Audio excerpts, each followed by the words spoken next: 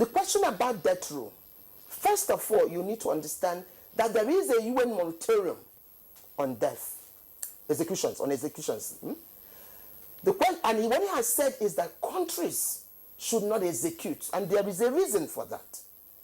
We have found a lot of errors, even in countries like the United States. They found out with DNA, a lot of people who you have found to be guilty and had killed, they found out that the people were innocent. More so, the kind of system that we have.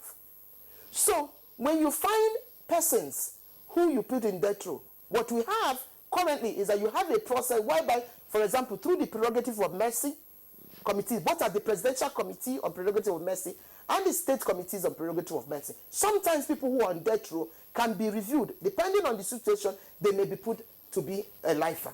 Okay? Because if somebody is a lifer, it's actually easier. You're not killing the person until the way the person is, unless another process comes and the person is able to get out, depending on if the criteria the person has met. So it is not something right for Nigeria to be executing. And this is key. Because of that moratorium and because of the fact that a lot of the errors have been made. So I think that when we are looking at reducing the number of persons who are in custody, the question is not about going to kill them, it's about life. What of the people where you find that error? And there have been a lot coming out of that space. So what we need to do is a question of being able to look at all of the cases, including the cases that are death row. What are those ones that are qualified to be lifers and the rest of that?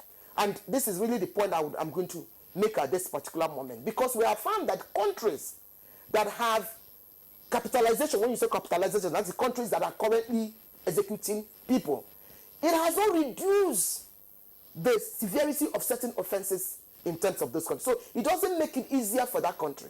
Rather, the other way around. In other words, it shouldn't be the way to go. Not often.